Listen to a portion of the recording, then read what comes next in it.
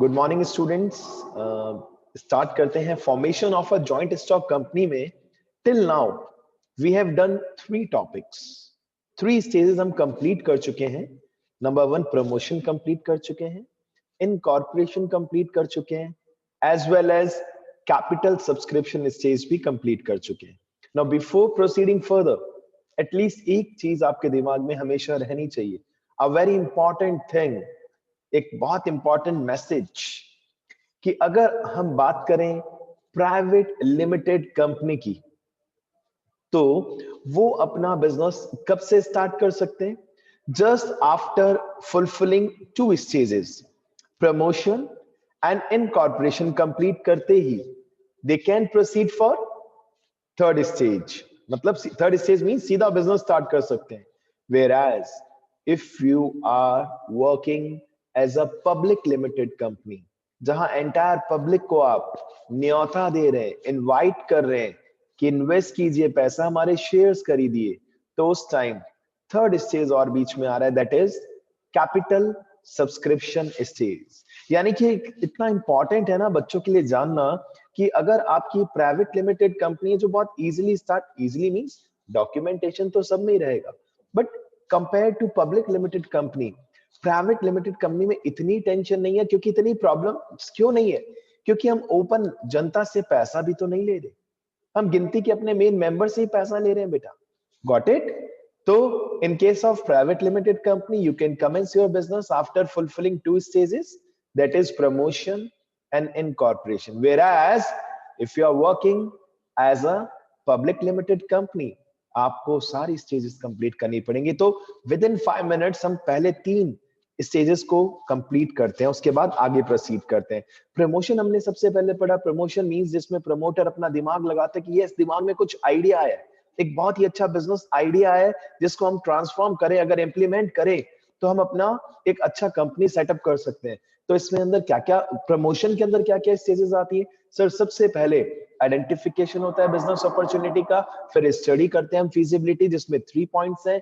Technical भी feasibility भी check करते हैं, फाइनेंशियल टेक्निकबिलिटी और इकोनॉमिक। पैसा, टेक्निकल सारे रिसोर्सेज अवेलेबल होंगे या नहीं होंगे, फाइनेंशियल फंड्स कहां से अरेंज होगा, हो जाएगा नहीं होगा, आइडिया के अकॉर्डिंग पैसा भी तो चाहिए, और इकोनॉमिक पैसा वापस कितना मिलेगा, प्रॉफिटेबल रहेगा नहीं रहेगा, सिंपल सी बात।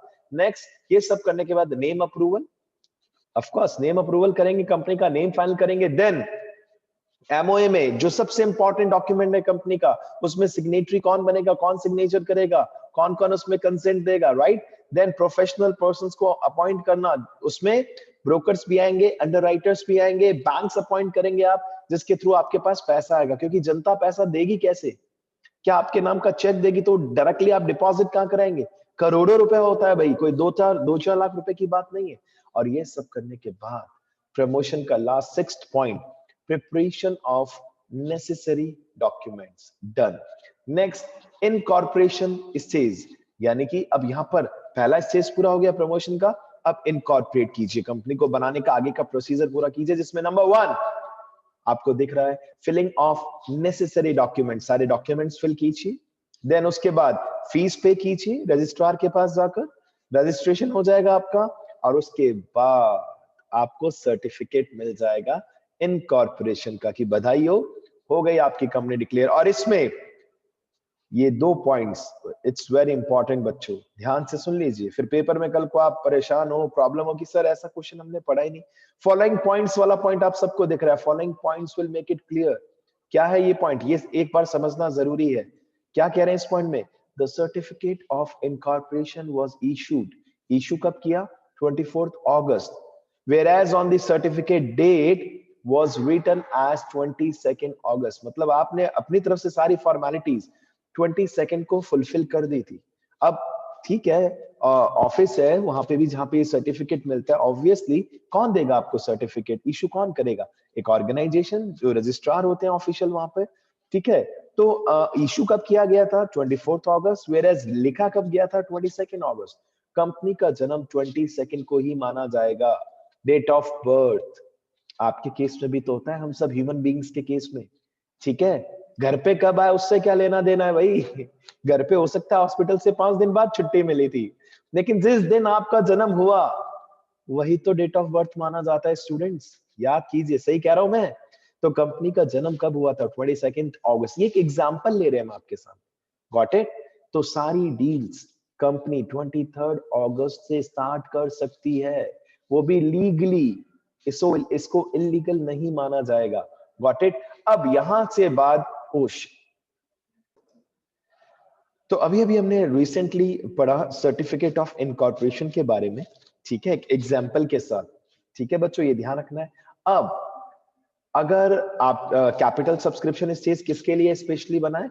पब्लिक कंपनी के लिए। Sir after getting the certificate of incorporation private company क्या कर सकती है? अपना बिजनेस स्टार्ट कर सकती है, वेराज पब्लिक कंपनी को अभी भी थर्ड फेज क्लियर करना पड़ेगा, जिसमें नंबर 1 दिख रहा है आपको, सेबी अप्रूवल। सेबी से अप्रूवल लेंगे आप, 100% सारी गाइडलाइंस को पूरा करेंगे।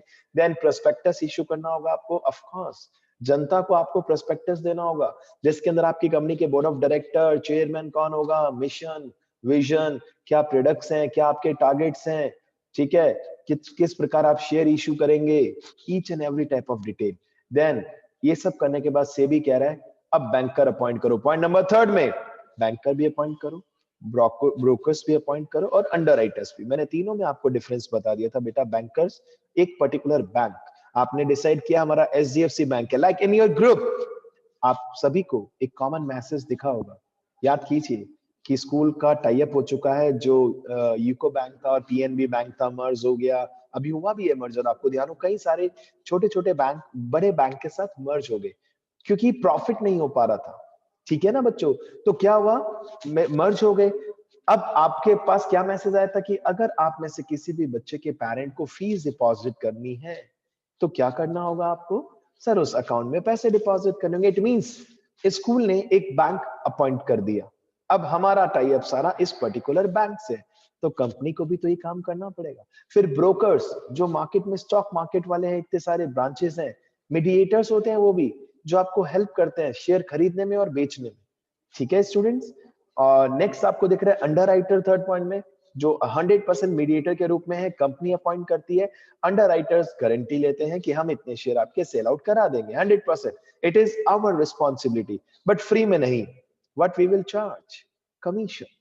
या तो शेयर्स दे देना कुछ हमें भी, या कमीशन दे देना।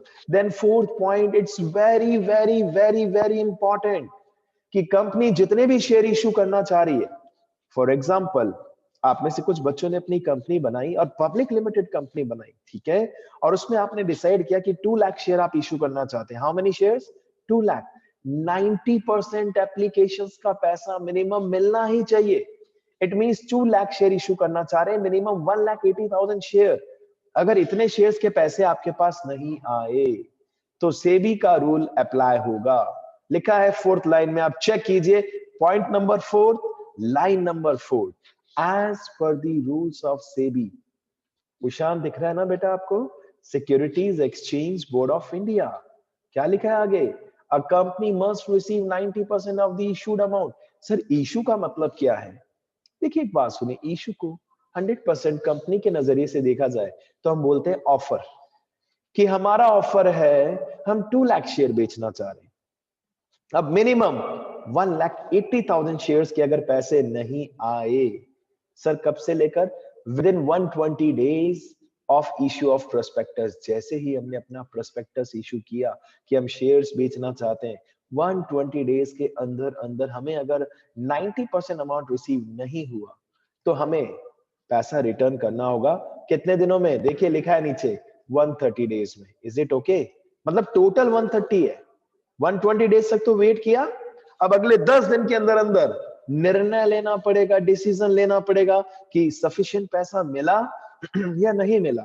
और रियल लाइफ में ऐसा होता ही नहीं है। हम लास्ट क्लास में भी डिस्कस कर चुके हैं स्टूडेंट्स, सब कुछ बिकते हैं शेयर्स, एंड इतना बड़ा पॉपुलेशन है कंट्री का, हर कोई चाहता है मुझे मिल जाए, मुझे मिल जाए, मुझे मिल जाए, सिंपल। अच्छा, ये सब प्रोसेस करने के बाद हम क्या करेंगे students? Application to stock exchange, stock exchange में अप्लाई करेंगे, अपने शेयर को रजिस्टर्ड कराएंगे और फिर शेयर्स अलॉट कर देंगे। सोचिए, और रजिस्ट्रार को भी इसकी इंफॉर्मेशन देंगे। Point number 6, line number 3, the company has to submit a return of allotment with the registrar stating the names, address and the number of shares, जिसको हमने जितने जितने शेयर्स दिए। अब हम अपना बिजनेस स्टार्ट कर सकते हैं, लेकिन कहने से नहीं होगा स्टूडेंट्स। क्या ध्यान रखना है इसमें भी आपको, जरा देखिए क्या लिख रहा है, क्या लिखा है आपकी बुक्स में। After subscribing the securities and receiving the minimum subscription, company को क्या करना है, company applies to the registrar. अब फाइनली कंपनी को सर्टिफिकेट मिल जाएगा, ग्रीन सिग्नल। प्राइवेट कंपनी को थर्ड स्टेज से पहले मिल गया और पब्लिक कंपनी को अब मिला है। Got it students? Public company को अब मिला है। along with the application a company must file the following documents। अब कंपनी को डॉक्यूमेंट्स वगैरह अपने शेयर इशू करने से पहले पहले कुछ डॉक्यूमेंट्स और भी देने पड़ेंगे। a declaration that shares payable in cash have been subscribed for and minimum subscription has been received। Company को सबसे पहले रजिस्ट्रार को बताना पड़ेगा। हाँ जी क्लास, क्या बताना पड़ेगा? जो स्टेज नंबर 3 में पढ़ा था हमने कि हमें मिनिमम शेयर्स का पैसा मिल गया है। सिंपल, खुश। हमने आपकी बात रखकर जो आपने गाइडलाइंस फॉलो की थी, हमने उसको फॉलो किया। देखिए इतने शेयर्स के लिए लोगों ने सब्सक्राइब कर दिया।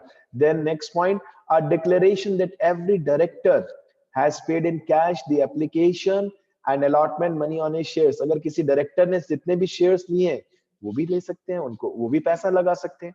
जो भी पैसा लगाएगा वो कैपिटल नहीं होगा कंपनी में, उसको क्या बोला जाता है? Share capital. क्या बोला जाता है students? Share capital. Next, a declaration, third point में लिखा है a declaration that no money is pending. कुछ पैसा पेंडिंग नहीं एप्लीकेंट का, जो आना था हमने या तो शेयर पूरा दे दिया, और अगर किसी को शेयर नहीं दिया तो उनका पैसा वापस दे दिया। ये भी हम डिक्लेयर कर रहे हैं ताकि देखिए, क्योंकि सेबी है ना, शेयर होल्डर्स यानी कि आप पब्लिक के इंटरेस्ट को प्रोटेक्ट करती है। जैसे बैंक्स को प्रोटेक्ट आरबीआई कर रहा है, वैसे सेबी आप सबकी हेल्प करना चाह रही है। कंपनी से डिक्लेरेशन ले रही है कि किसी का पैसा खाया तो नहीं, जितने पैसे लिए उतने के शेयर्स दे दिए, डिक्लेरेशन दीजिए, हम सेटिस्फाई हो गए, हम आपको ग्रीन सिग्नल दे देंगे। देखिए लिखा भी है, the registrar will verify all the documents and declaration submitted by the company. और अगर हम सेटिस्फाइड हैं तो हम कर देंगे इशू। क्या कर देंगे issue? Certificate of commencement of business. आपको क्या लगता है स्टूडेंट, क्या ये सच में इजी प्रोसेस है? क्या इजीली एक मार्केट में कंपनी आ सकती है, public company? Not at all. ये चारों पॉइंट्स ढंग से, तरीके से, सिस्टमैटिक तरीके से कंपनी को बनने से पहले, कमेंसमेंट ऑफ बिजनेस से पहले सब कुछ सेटिस्फाई करना होता है सेबी को। किसको करना होता है स्टूडेंट्स? सेबी। एक बात बताऊं मैं आपको फिर से, बहुत सारी कंपनीज चाहती हैं, रिलायंस है, टाटा, कि हम अपना बैंक भी ओपन कर दें। रिलायंस ने तो वैसे सबसे पहले डिसाइड किया था बैंक ओपन करें, बट क्या रिलायंस का बैंक है? नहीं। क्यों नहीं? क्योंकि आरबीआई को जहां पे भी रिस्क लग रहा है कि भैया बैंक्स कम होने चाहिए, नहीं तो कल को कस्टमर का पैसा खा के भग गए तो लोग किसको कहेंगे, पब्लिक किसके ऊपर क्लेम करेगी, किसको ब्लेम करेगी, कहां केस होगा, किसके ऊपर केस होगा? RBI. RBI is the body, वो एक ऑर्गेनाइजेशन बॉडी है, ऑर्गेनाइज्ड बॉडी जो आपको, कस्टमर को प्रोटेक्ट कर रही है। इसलिए तो बहुत सारी कंपनीज को बैंक ओपन करने का लाइसेंस नहीं मिला स्टूडेंट्स। नहीं तो बहुत सारी कंपनीज तैयार बैठी है कि हाँ भाई हम भी अपना बैंक ओपन करेंगे, लेकिन अप्रूवल नहीं मिलता बच्चों। आरबीआई की बहुत ज्यादा गाइडलाइंस है, काफी सारी रिक्वायरमेंट्स हैं।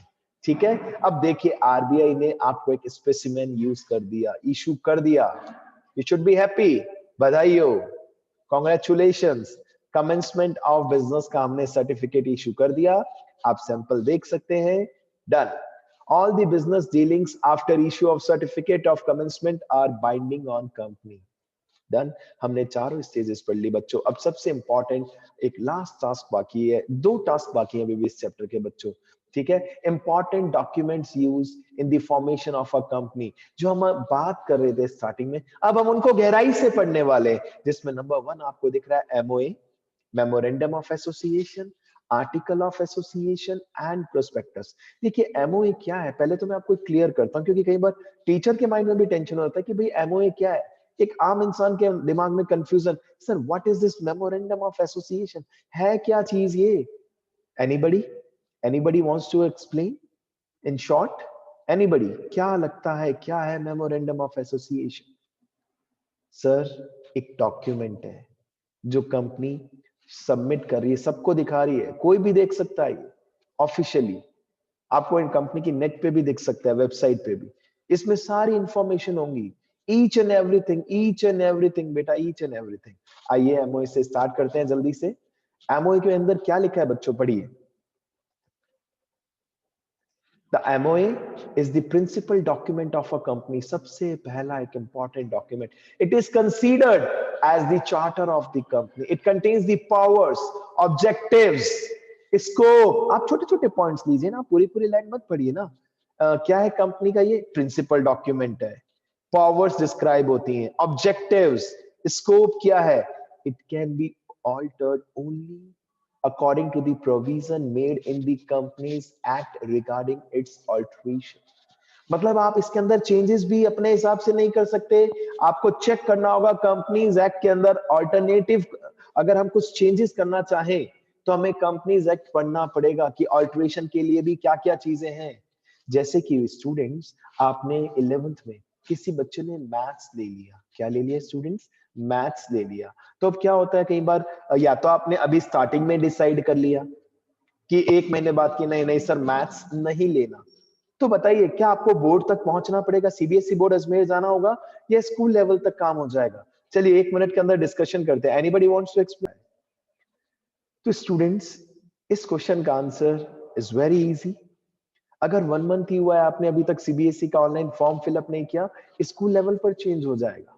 लेकिन अब we are in the month of December, आ गया दिसंबर कल से, राइट स्टूडेंट्स। अब आपका ऑनलाइन रजिस्ट्रेशन हो चुका है, सीबीएसई अजमेर के पास आपके सारी डिटेल्स हैं। अभी भी आप में से कोई चाहे, सुन लीजिए, यू कैन चेंज, लेकिन अब स्कूल के हाथ में कुछ नहीं है। You have to go to CBSE board Ajmer, Ajmer office जाइए, और उन्होंने जो रूल्स फॉलो बना रखे हैं, गाइडलाइंस, उनके अकॉर्डिंग आप सब्जेक्ट चेंज कर सकते हैं।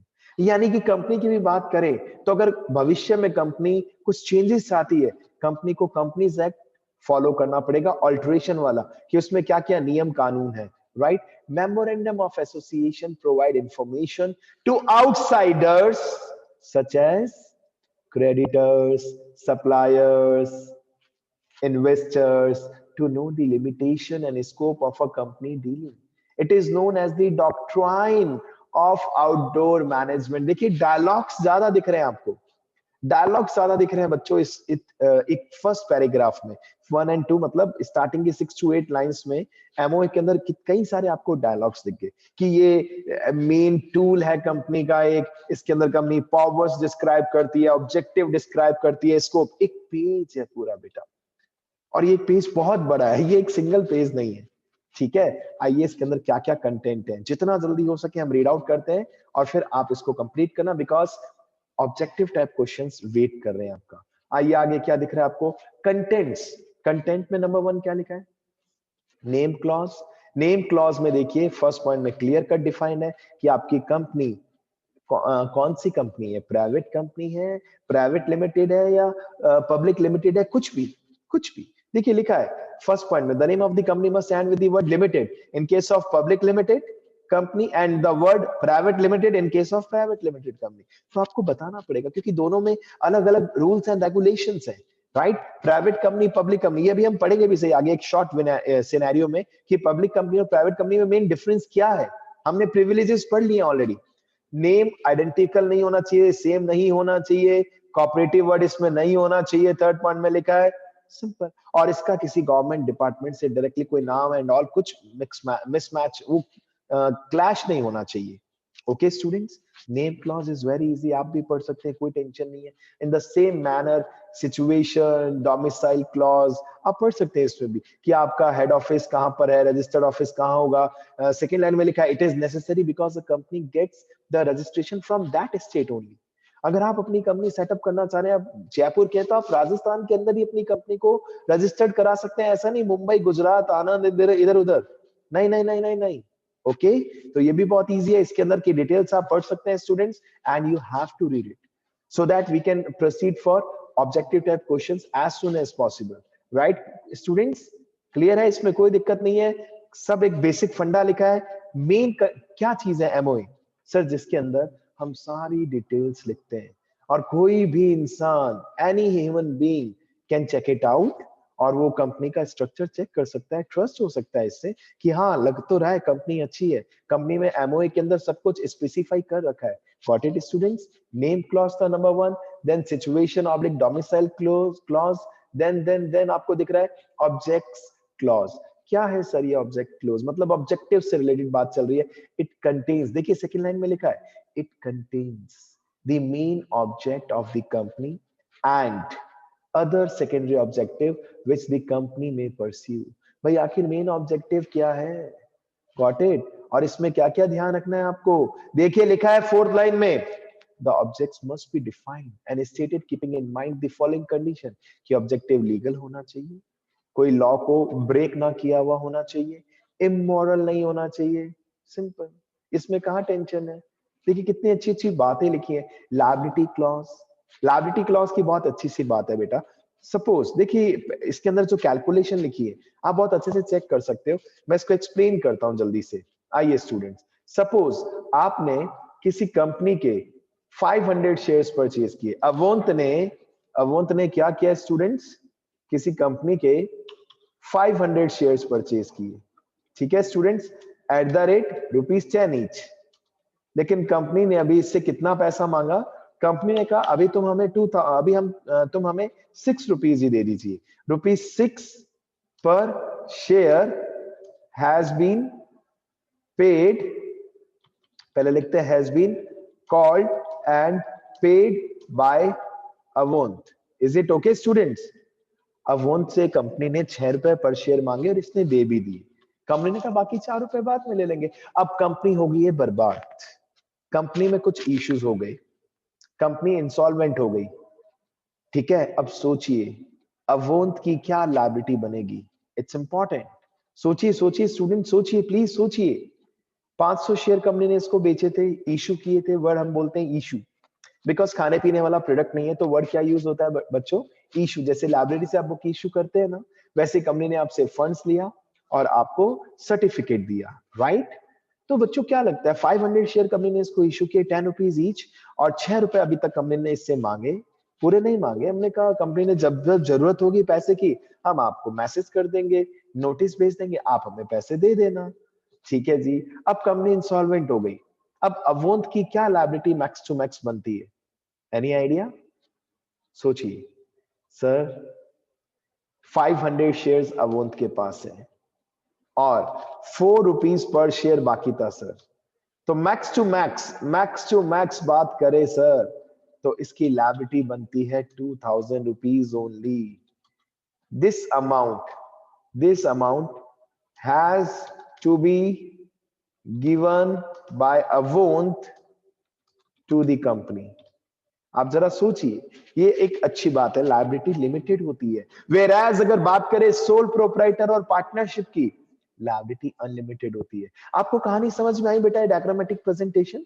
₹10 का शेयर था, कंपनी ने इससे ₹6 मांगा था अभी तक, और कंपनी को फ्यूचर में कंपनी वाइंड अप हो रही है, लॉस हो गया कंपनी को, ठीक है ना। अब कंपनी इससे कहेगी भैया बाकी पैसा दो, तुम मालिक हो, तुमने भी तो पैसा लगाया है। छोटे बच्चे की तरह क्यों देख रहे हो कि 500 शेयर है? तुम्हारे पास 2 शेयर है तो भी तुम 2 शेयर के मालिक हो। तो कंपनी कह रही है पैसा हम सब ने मिलकर लगाया, बोर्ड ऑफ डायरेक्टर्स कह रहे हैं हमने भी कुछ पैसा कंट्रीब्यूट किया, सबने पैसा लगाया, और कॉमन टास्क था कि कंपनी में प्रॉफिट हो और वो प्रॉफिट सब में डिस्ट्रीब्यूट हो जाए। तो जब अच्छी बात होगी सब में बटेगा, तो लॉस होगा वो भी तो सब में बटेगा, लेकिन हाईएस्ट टू हाईएस्ट कितना बटेगा? कितना अमाउंट को पे करना पड़ सकता है? क्लास कितना पे करना पड़ सकता है? सर वो अमाउंट जो इसने शेयर पर अभी तक नहीं दिया था, which is outstanding. Please, I'm expecting from all of you. If you have any doubt, please raise your hand so that we can discuss it again. Right, students? Any type of doubt. मतलब share का अगर कुछ पैसा आपका बाकी है, उससे ज्यादा आपको कुछ भी नहीं देना। ओके स्टूडेंट्स, ठीक है। नेक्स्ट आपको दिख रहा है कैपिटल क्लॉज। करे start. If you want to take a screenshot you can take. Next आपको दिख रहा है बच्चों कैपिटल क्लॉज, मतलब मेमोरेंडम ऑफ एसोसिएशन के अंदर आप सारी चीजें डिस्क्राइब कर रहे हैं स्टूडेंट्स। नंबर 1 आपने डिस्क्राइब किया, नेम क्लॉज, सारी चीजें बताई, पब्लिक लिमिटेड है या प्राइवेट लिमिटेड है। फिर सिचुएशन क्लॉज, कहाँ पर आपका हेड ऑफिस है, जहां आप रहते हैं, कौन सी लोकेशन है, इसके बारे में इंफॉर्मेशन दी। ऑब्जेक्ट क्लॉज, ऑब्जेक्टिव के बारे में, ऑब्जेक्टिव लीगल होना चाहिए, लॉ को ब्रेक नहीं करना चाहिए, इमोरल नहीं होना चाहिए कि हम गलत तरीके से मार्केट के अंदर अपना वो करना चाहते हैं, मैक्सिमम मार्केट शेयर लेना चाहते हैं, ऐसा नहीं। देयर शुड बी ऑनेस्टी, सीधी सी बात। अब रियल लाइफ में तो बेईमानी करते हैं बहुत सारी कंपनीज, करना पड़ता है बेटा, ठीक है ना, to earn maximum profit. Liability clause हमने पढ़ लिया, अब कैपिटल क्लॉज भी पढ़ लेते हैं। सर कैपिटल क्लॉज की क्लियर सी बात है कि कंपनी जब स्टार्ट करती है अपना बिजनेस इनकॉर्पोरेशन के बाद, तो कंपनी एमओए के अंदर सबसे पहले डिक्लेयर कर देती है कि हम अपनी लाइफ टाइम में मैक्सिमम टू मैक्सिमम कितने शेयर इशू करेंगे। Got it? ये डिसाइड करना पड़ता है आपको पहले। 2 लाख शेयर बेचेंगे, 20 लाख शेयर, 50 लाख, उसके अकॉर्डिंग फीस भी देनी होती है रजिस्ट्रार को। समझे बेटा बात आप? ठीक है ना, मैंने आपको बताया था, एक एग्जांपल दिया था वंडरफुल, कि अगर ये हालांकि पूरा कनेक्ट नहीं होगा यहाँ पे, कि अगर आप प्ले ग्रुप का स्कूल खोलना चाहते हैं कोई टेंशन नहीं, बट उसके बाद अगर आप first class to 5th class तक ओपन करना चाहते हैं, you have to take permission with CBSE board और राजस्थान बोर्ड। यहाँ पर कैपिटल क्लॉज की बात चले, जितना भी आप चाहते हैं आप करिए, अपना कैपिटल फिक्स कीजिए, सेबी को आप इन्फॉर्म कीजिए, बताइए कि हम अपने लाइफ टाइम में maximum to maximum 30 lakh share, 40 lakh share, और एक शेयर का क्या प्राइस होगा, ये सब हम डिक्लेयर करते हैं। और ये जो आप थ्योरी पढ़ रहे हो 12th में, पूरा क्या पढ़ोगे, प्रैक्टिकल। तो प्लीज इन बातों को अपने दिमाग में रखिएगा, ठीक है बच्चों। चलिए नेक्स्ट दिख रहा है एसोसिएशन ऑब्लिक सब्सक्रिप्शन क्लॉज। क्या लिखा है इसमें, देखिए, this clause contains the declaration by the directors stating that we, the several persons whose names and addresses are submitted, are desirous of being formed into a company in accordance with memorandum of association, and we undertake to take the qualification shares। Sir ये क्या चीज आ गई, qualification share?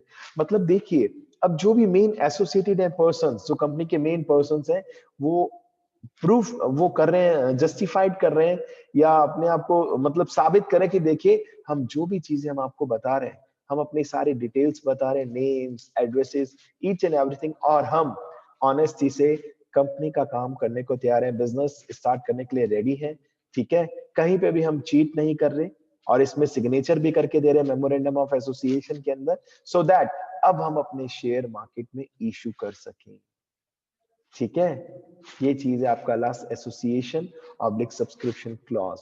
ये था आपका last stage, ठीक है ना, लास्ट स्टेज नहीं, सॉरी, मेमोरेंडम ऑफ एसोसिएशन, जिसमें कितने पॉइंट्स हैं बच्चों। नंबर 1 एमओए के अंदर name clause, then situation clause, then object clause, then liability clause, then capital clause, और last association oblique subscription clause. Got it? अब आ रहा है एक और document important, articles of association. अब सर ये क्या है, देखिए ध्यान से, बहुत पहली लाइन के अंदर सब कुछ क्लैरिफाई है बच्चों, ध्यान से देखिए। Article of association contains rules and regulations regarding the management of a companies internal affairs.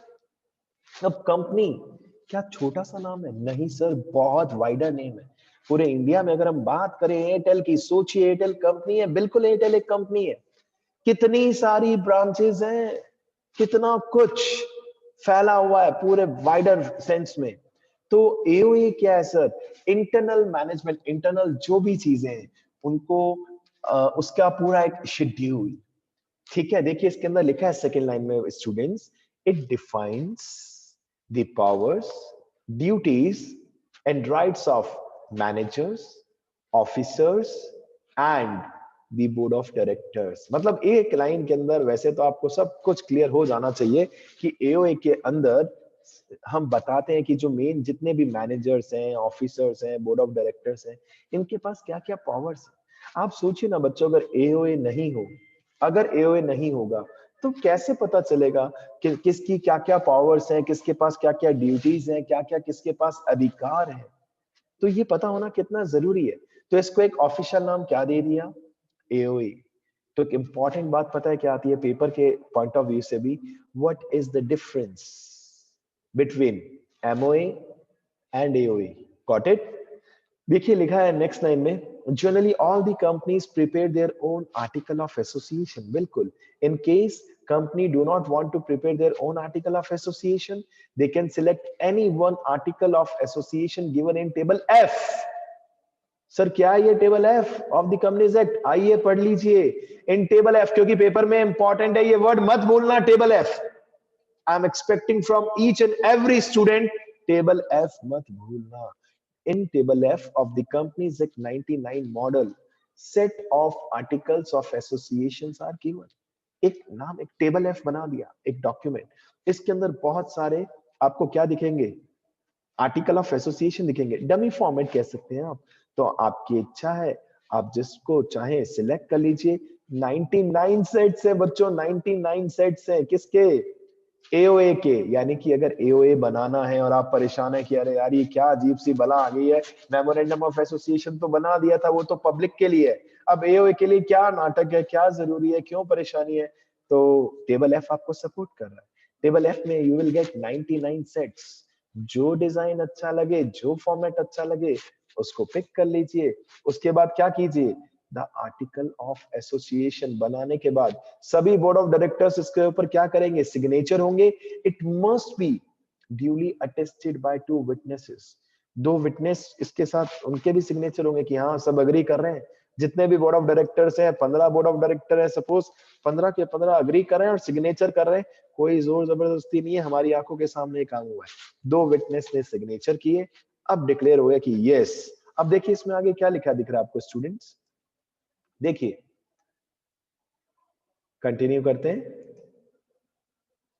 Sir इसमें दिख रहा है द आर्टिकल ऑफ, ये हो गया, article of association is also known as bylaws of a company. अब सोचिए ना, मतलब इसके थ्रू सारी चीजें डिक्लेयर होगी। अब कंपनी में कोई कंफ्यूजन नहीं रहा। किसी ऑफिसर को प्रॉब्लम है, वो कह रहा है नहीं कंपनी में ये चीज सही नहीं है, तो कहेंगे हम कि भैया एओए चेक कर ले, तेरे पास ये पावर है, ये राइट्स हैं, इसलिए तुम अपनी नहीं चला सकते, एओए की चलाइए। आर्टिकल ऑफ एसोसिएशन में हमने ईच एंड एवरीथिंग एक्सप्लेन कर दी, ठीक है ना। अब ईच एंड एवरीथिंग में फाइनेंशियल डेटा हो सकता है, नहीं हो, फाइनेंशियल मतलब किसकी कितनी सैलरी होगी, ये सब नहीं। अगर मैनेजर्स हैं तो उनके पास क्या क्या पावर्स होंगे, क्या क्या राइट्स होंगे, ऑफिसर रैंकिंग के एम्प्लॉइज हैं उनका क्या रहेगा, बोर्ड ऑफ डायरेक्टर्स का क्या क्राइटेरिया रहेगा, ईच एंड एवरीथिंग। अब देखिए इसमें लिखा भी है the main content of AOA. क्या क्या मेन कंटेंट है? शेयर कैपिटल कितना होगा and different classes of shares. Sir ये क्या है different class of shares? Yes, shares can be of 2 types, preference share, equity share. ये हम लेटर ऑन पढ़ेंगे, डोंट वरी, 12th में भी थोड़ा बहुत पढ़ेंगे इसके ऊपर। Equity share and preference share 2 type के शेयर्स होते हैं बच्चों, ठीक है। अभी इसके ऊपर डिस्कशन नहीं करेंगे, नहीं तो टाइम सारा कंज्यूम हो जाएगा, ठीक है। Rights of each type of share holder, share holder के क्या क्या टाइप्स हैं, प्रोसीजर क्या रहेगा, कैसे हम शेयर अलॉट करेंगे, सर्टिफिकेट कैसे इशू करेंगे, अगर आप में से कोई शेयर अपना ट्रांसफर करना चाहता है, मतलब किसी और को बेचना चाहता है मार्केट में, उसका क्या प्रोसीजर रहेगा। Next, procedure for forfeiture of shares. बच्चों अभी अभी मैंने अवंत का एग्जांपल लिया था, अगर आप में से जिस बच्चे को हाथ रेज हैंड कीजिए जिसको अवंत वाला एग्जांपल याद है, 500 शेयर्स वाला। Yes, raise your hand, fast fast fast, बहुत अच्छी बात बताने वाला हूं मैं आपको। Yes students, raise your hand, come on. Yes, किसी को भी याद नहीं है अवंत वाला एग्जांपल जो भी लिया था, 500 शेयर्स? याद आ रहा है स्टूडेंट्स? क्या बात कही थी उसमें, बताइए क्या बात कही थी? कि सर 6 रुपीज इसने पे किए थे, कितने रुपीज पे किए थे? 6 रुपीज, और कंपनी ने कहा 4 रुपीज बाद में मांगेंगे। अब मान लीजिए कंपनी ने 4 रुपीज इससे 1 साल बाद मांग लिए कि भैया शेयर तो हमने पूरा दे दिया, 4 रुपीज अभी भी बाकी है, सबमिट कीजिए। और ये कह रहा है मैं तो नहीं दूंगा, इसने नहीं दिए, तो कंपनी इसके शेयर ऑनलाइन फॉरफिट कर सकती है, मतलब कैंसिल कर सकती है, इसे हिंदी में बोलते हैं जब्त कर सकती है। फॉर एग्जाम्पल, अगर आपने होम लोन लिया या व्हीकल लोन लिया, बच्चों आपने कार ली, लोन पर कार ली और आपने पेमेंट नहीं किया, तो कंपनी क्या करेगा, बैंक क्या करेगा? आपकी कार सीज कर सकता है। In the same manner company भी, और ये 12th का सबसे इंपॉर्टेंट टॉपिक है, अगर कोई भी 12th में आपका सीनियर है तो आप उससे पूछ सकते हो फॉरफीचर ऑफ शेयर कैसा है, इंटरेस्टिंग है बेटा काफी, ठीक है, यानी कि अगर शेयर होल्डर ने पूरे पैसे नहीं दिए तो हम उसके शेयर फॉरफिट कर देते हैं, और फॉरफिट करने के बाद किसी और को रीइश्यू कर देते हैं, मतलब किसी और को वापस से बेच देते हैं। मीटिंग्स का क्या प्रोसीजर रहेगा, एजीएम ईजीएम मैंने आपको बताया था, annual general meeting and all. Then procedure क्या रहेगा, डायरेक्टर्स का अगर किसी का अपॉइंटमेंट करना है या रिमूव करना है, ड्यूटीज, पावर्स, रेम्युनरेशन। डायरेक्टर्स की बात करें तो उनके पास उनके क्या क्या पावर्स रहेंगी, उनका रेम्युनरेशन क्या रहेगा, ड्यूटीज क्या रहेंगी, procedure for declaration and payment of dividend, dividend कितना देंगे, ये सब चीजें भी आपको ध्यान रखनी होंगी, राइट। ठीक है स्टूडेंट्स, और इसके साथ साथ दो चार पॉइंट्स और है। तो यहां तक आपका टास्क है कि पूरा article of association you have to read it out today, और कल हम इसका डिफरेंस भी आप ही को देखना है students. Class is about to over, prospectus से कल मैं स्टार्ट करूंगा, और कल हो सका तो कल से हम ओटीक्यूज स्टार्ट कर देंगे। अब हम ऑलमोस्ट पूरे एंडिंग पे आ चुके हैं, तो प्लीज स्टडी करते रहिए। ऑल द बेस्ट, और अकाउंट्स की क्लास में मिलते हैं within few minutes. Bye bye students, God bless you all.